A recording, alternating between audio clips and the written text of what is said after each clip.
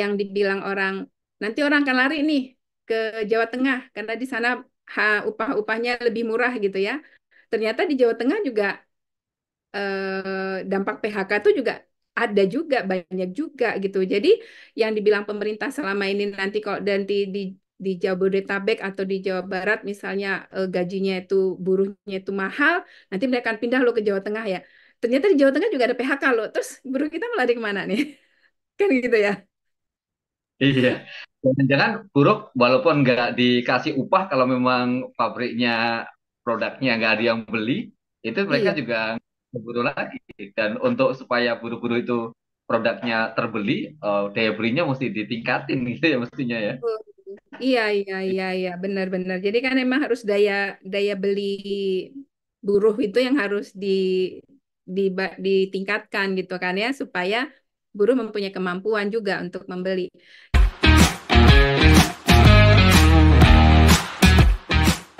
Eh, Melihat terkait dengan upah saat ini itu udah merasa itu sudah layak atau memang perlu diperbaiki lagi soal pengupahan yang ada di Indonesia ini, Mbak? Oh, pengupahan ya. Ya, Ini Mas Kahar, terima kasih. Dari menurut saya sendiri itu ya untuk masalah pengupahan itu sepertinya dari semua orang mengatakan masih jauh dari layak ya. Masih jauh dari layak apalagi setelah yang musuh buruh bersama itu yaitu Omnibus Law membuat kawan-kawan pekerja, kawan-kawan buruh ini jadi mereka mendapat kesulitan untuk bisa mendapatkan upah yang baik. Kita belum sebut upah layak ya. Upah yang minimum aja itu kita sangat sangat berat dalam kenaikan kenaikan upahnya gitu. Seperti sering kita dengungkan atau kita sampaikan beberapa tahun terakhir aja saya terutama yang di kelas-kelas bawah gitu ya kenaikan upahnya itu masih jauh dari layak gitu. Misalnya hanya ada yang 2-3% walaupun mungkin ada beberapa perusahaan yang bisa memberikan lebih tetapi secara garis besar secara umumnya kenaikan upah di Indonesia itu terutama dalam 5 tahun terakhir ini menurut saya masih jauh dari bagus. ya. Jadi memang upah di Indonesia belum layak begitu. Itu yang kemudian menjelaskan kenapa buruh Indonesia selalu menjadikan persoalan upah ini menjadi persoalan yang sangat penting gitu ya, Mbak Evi ya. Betul, betul. Kita dari tahun ke tahun kita masih selalu membahas yang namanya upah minimum. Padahal mungkin di negara-negara lain itu mereka sudah bukan minimum lagi gitu ya.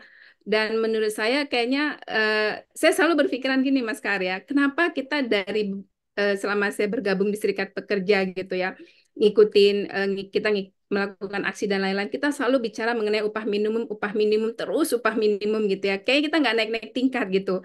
Artinya kan emang kesejahteraan pekerja atau buruh di Indonesia ini kan masih jauh dari layak gitu ya. Eh, eh, dan itu kita selalu membahas masalah misalnya padahal upah minimum itu kan hanya untuk mereka yang bekerja yang kurang dari 1 tahun. Menurut saya sebenarnya sudah selayaknya juga kita mulai berpikir untuk bicara mengenai upah layak untuk pekerja. Jadi kita tidak bicara di minimum saja gitu. Tapi bagaimana mungkin kita tidak bicara minimum juga, karena yang kelas bawahnya sendiri juga masih upah minimumnya juga masih belum bisa kenaikan setiap tahunnya juga masih belum bisa bagus gitu. Iya, dan upah minimum kan sebenarnya kan upah bagi mereka yang berada yang bekerja di bawah 1 tahun begitu dan dia batasnya adalah lajang. Itu gimana, Mbak? Nah, iya, upah minimum kan yang di bawah 1 tahun dan lajang gitu ya. Sementara itu pekerja-pekerja kita misalnya yang kurang dari yang bekerja di kurang dari 1 tahun itu juga mungkin ada juga yang sudah tidak lajang lagi gitu.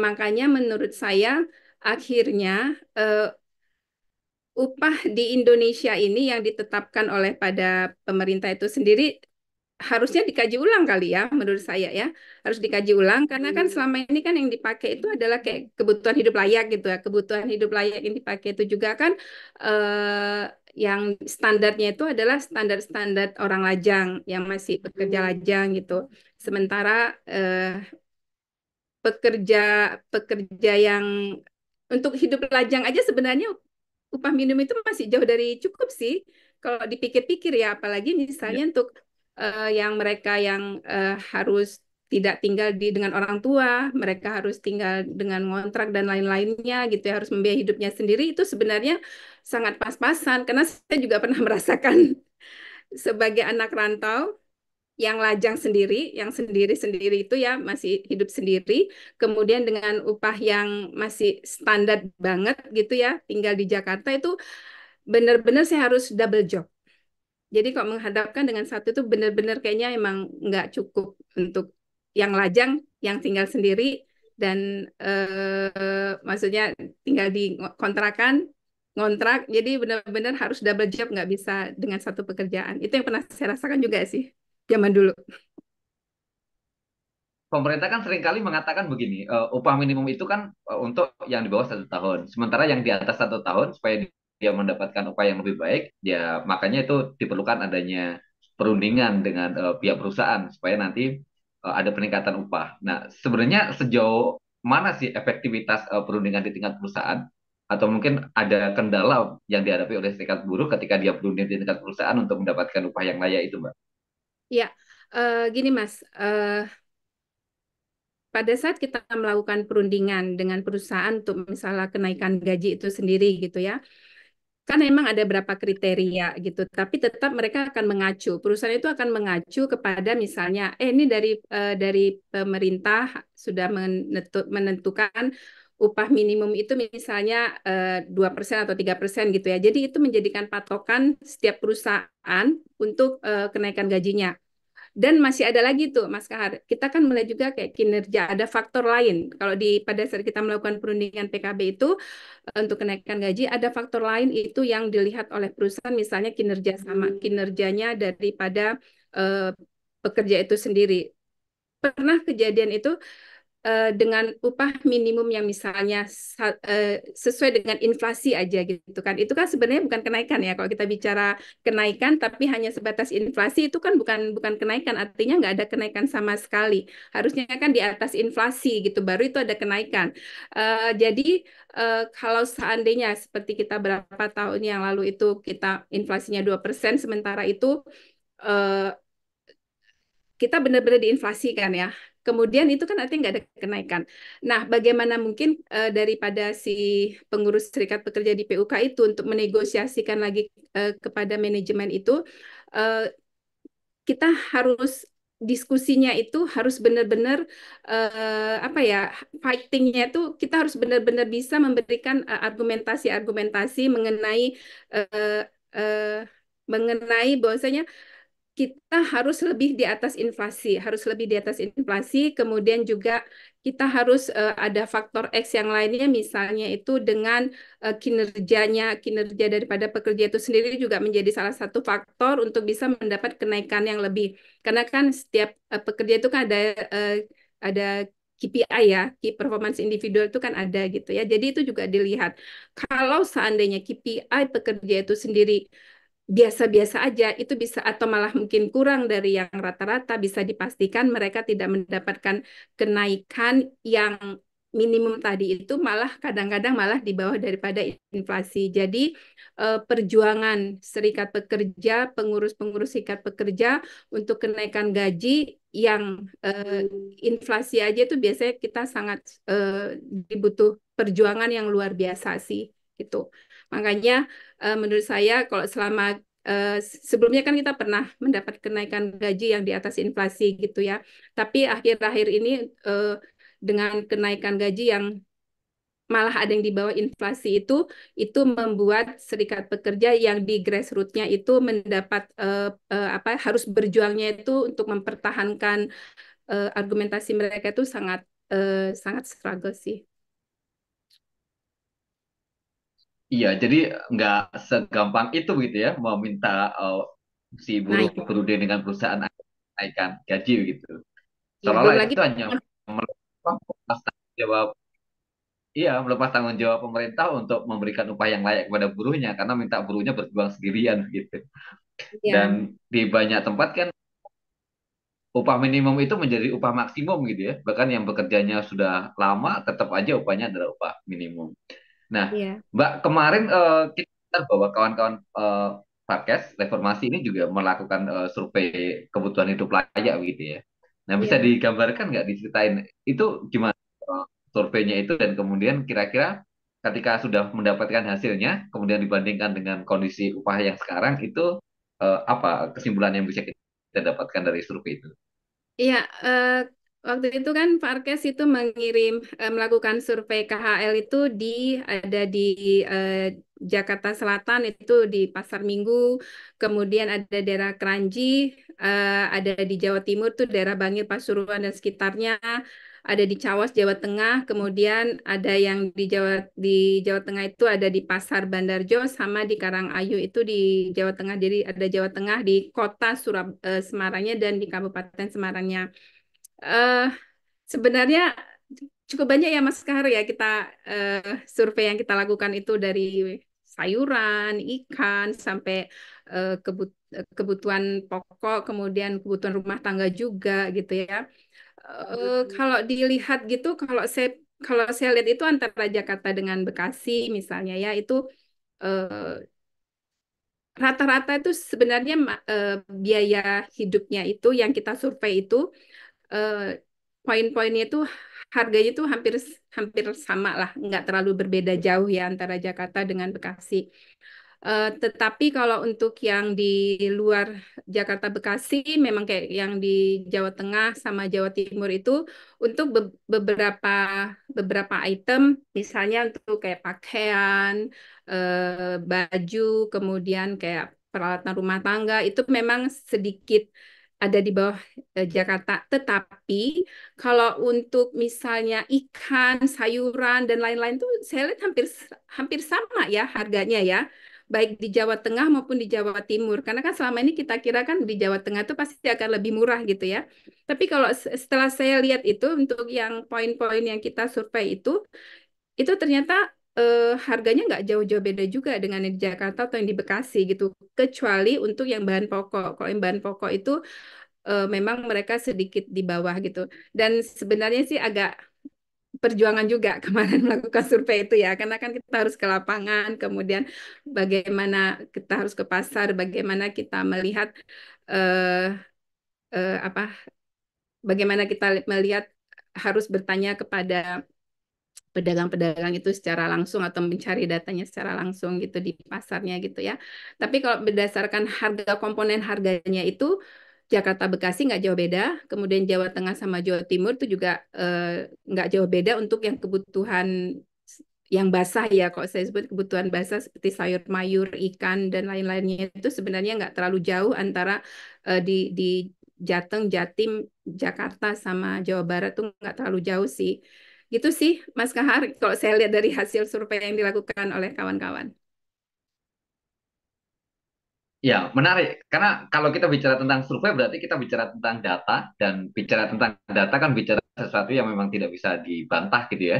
Data mesti hanya bisa dibantah dengan data. Nah, realitasnya apa yang disurvei Mm-mm. di DKI, di Bekasi, di Jawa Timur, di Jawa, sebenarnya nggak jauh-jauh amat begitu. Tapi kalau kita lihat nilai upah minimumnya kan juga tinggi banget ya selisihnya ya, Iya disparitas sih. antara di Jawa Tengah dan Jawa Timur itu. Iya, betul-betul. Nah, itu menjadi Dan gimana itu, Mbak?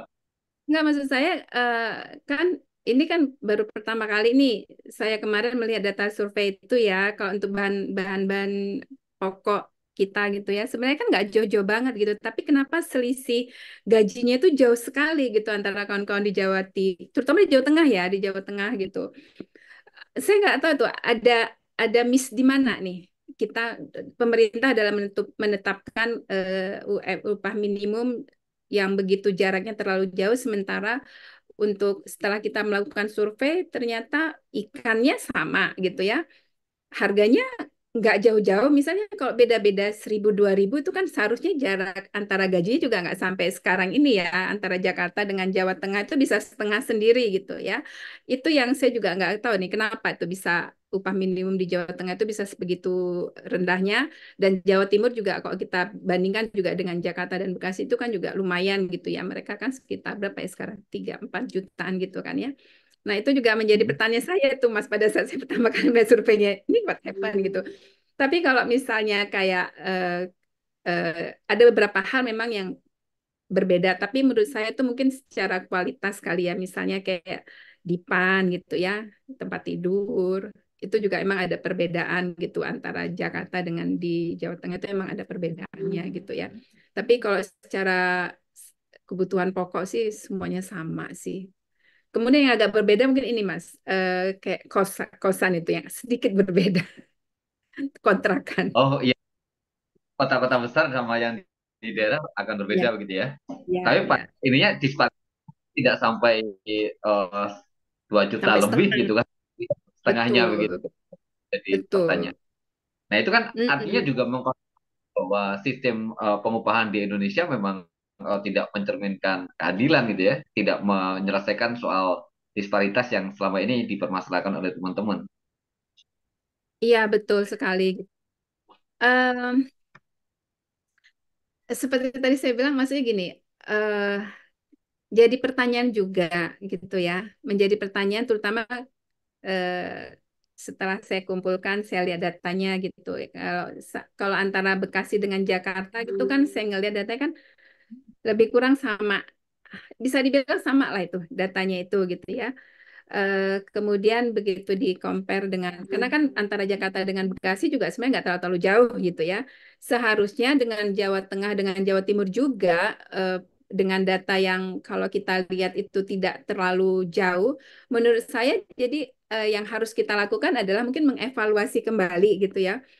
Eh, Mungkin kita harus bertanya lagi, apakah data yang digunakan oleh pemerintah tersebut sudah apa ya, sudah maksudnya gini, yang didata itu sebenarnya siapa sih gitu ya, ya kan? Kemudian yang didata itu siapa, kemudian di daerah mananya yang didata gitu. Kenapa terjadi perbedaan yang sangat jauh antara sekarang ini kan kalau kita lihat data yang kita lakukan survei itu kan Jawa Tengah, Jawa Timur, Jakarta dan Bekasi gitu ya. Kenapa terjadi perbedaan yang sangat jauh?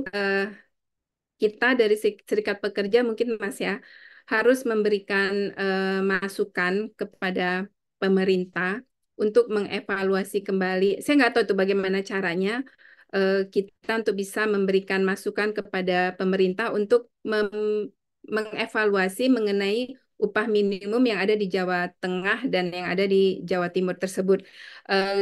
Eh, dengan berdasarkan data-data yang sudah kita lakukan gitu loh, Mas Kahar.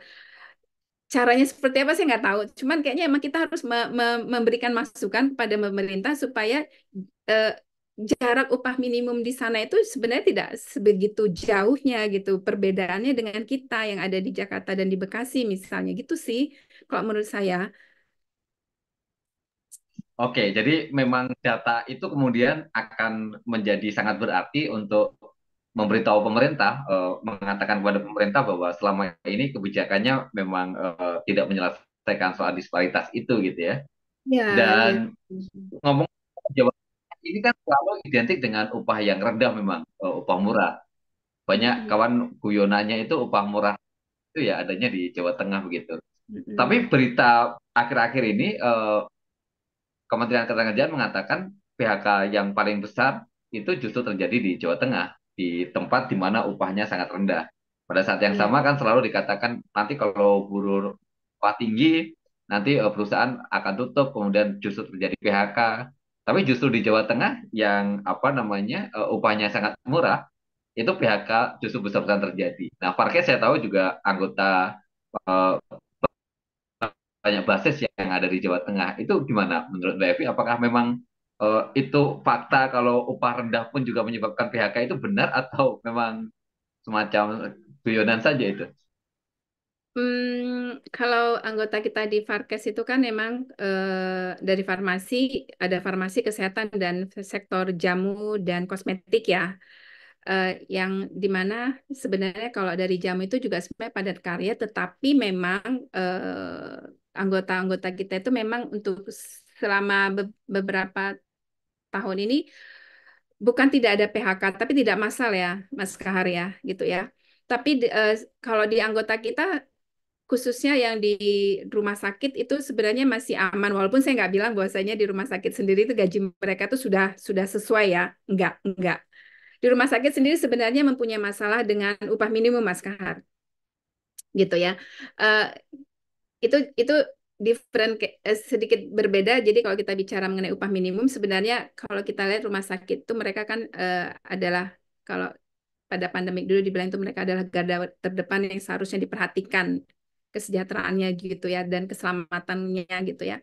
Tetapi untuk masalah kesejahteraan itu, masalah upah, tetap juga kawan-kawan kita yang di rumah sakit juga beberapa, nggak semua, beberapa rumah sakit mereka masih di bawah upah minimum gitu ya. Kemudian ada juga memang yang akhirnya mereka, beberapa anggota kita juga akhirnya banyak ya, ter-PHK juga gitu dengan kondisi daripada perusahaan. Ada beberapa perusahaan jamu yang kondisinya dalam, maksudnya tidak profit seperti biasanya, dan mereka juga ada anggota kita juga ter-PHK walaupun nggak massal, tapi ada juga yang ter-PHK karena kondisi perusahaan. Jadi seperti yang kalau kita lihat secara perbandingan gitu ya Mas, harusnya kalau di negara di kota yang katanya upahnya itu murah, pabriknya kan akan bertumbuh gitu ya. Pembelinya juga banyak gitu ya, dibanding dengan misalnya anggap aja lah di Jabodetabek yang upah minimumnya katanya lebih tinggi gitu. Ternyata nggak linear ya. Maksudnya harusnya dengan upah murah pabriknya banyak tumbuh terus nggak ada PHK gitu. Tapi ternyata PHK terjadi juga di situ gitu. Dan anggota kami juga sebenarnya ada terdampak walaupun dibanding dengan yang apa pabrik-pabrik yang padat karya seperti garment tekstil dan lain-lainnya itu mungkin tidak terlalu banyak, tapi itu tetap ada juga gitu. Jadi kalau saya bilang, yang dibilang orang, nanti orang akan lari nih ke Jawa Tengah karena di sana upah-upahnya lebih murah gitu ya. Ternyata di Jawa Tengah juga dampak PHK itu juga ada juga, banyak juga gitu. Jadi yang dibilang pemerintah selama ini, nanti kalau dan di Jabodetabek atau di Jawa Barat misalnya gajinya itu, buruhnya itu mahal, nanti mereka akan pindah lo ke Jawa Tengah ya. Ternyata di Jawa Tengah juga ada PHK loh. Terus buruh kita melari kemana nih? Kan gitu ya. Iya. Jangan-jangan buruk walaupun nggak dikasih upah kalau memang pabriknya produknya nggak ada yang beli, itu mereka Iya. juga berburu lagi. Dan untuk supaya buruh-buruh itu produknya terbeli, daya belinya mesti ditingkatin gitu ya mestinya ya. Betul. Iya, benar-benar. Jadi kan memang harus daya daya beli buruh itu yang harus ditingkatkan gitu kan ya, supaya buruh mempunyai kemampuan juga untuk membeli. Jadi kita ini berputar-putar di situ-situ aja nih Mas. Pemerintah maunya apa gitu ya, kayak nggak sejalan gitu. Iya, iya, iya, iya. Nah, terakhir Mbak, soal beberapa bulan lagi tentu upah minimum tahun depan akan ditetapkan. Nah, harapan dari Mbak Evi terkait dengan penetapan upah minimum di tahun depan ini seperti apa ya? Harapan kita adalah, kan kita sudah punya formula ya, bukan kita sih, pemerintah sebenarnya yang sudah punya formula. Kita sih berharap bahwasanya eh, kita, pemerintah itu bisa melihat secara lebih, apa ya, pakai hati nurani lah, kok bisa dibilang kayak gitu ya. Em, Secara nyata, kebutuhan nyata seorang buruh itu sebenarnya seperti apa. Kan mereka sudah melakukan hitungan-hitungan gitu ya. Selama ini sudah berapa tahun ini kita kenaikan kita nggak ada yang 5% yang dari pemerintah itu sendiri gitu. Kalau seandainya dilihat gitu ya, dengan kenaikan 2% tuh cukup nggak sih kita untuk kehidupan sehari-hari gitu ya. Apalagi yang sudah berkeluarga dengan 3 anak gitu. 5% aja itu kita masih harus mikir lagi gitu, di mana semua kebutuhan itu semakin naik. Belum lagi nanti listriknya naik, belum lagi nanti bensinnya akan naik lagi, itu ya kan sudah ada ke arah situ gitu. Harapan kami sebagai eh, buruh itu adalah berharap bahwasanya pemerintah bisa untuk mulai memikirkan, kita kembali aja dulu ke yang perhitungan-perhitungan kenaikan gaji sebelumnya gitu, tanpa ada yang namanya pakai indeks tertentu itu kan yang membuat menjadi apa perhitungan itu menjadi rendah atau menjadi nilainya menjadi kecil itu kan karena ada indeks tertentu itu kan yang 0,1 sampai 0,3 ya Mas Kahar ya. Kan itu ya. Jadi eh, Ya, ya. kita berharap bahwasanya untuk tahun depan itu paling enggak kalau dari hitung-hitungan kita ya, dari hitung-hitungan buruh itu paling enggak 10 sampai 15% lah harapan. Itu kan harapan. Kita boleh dong berharap gitu ya.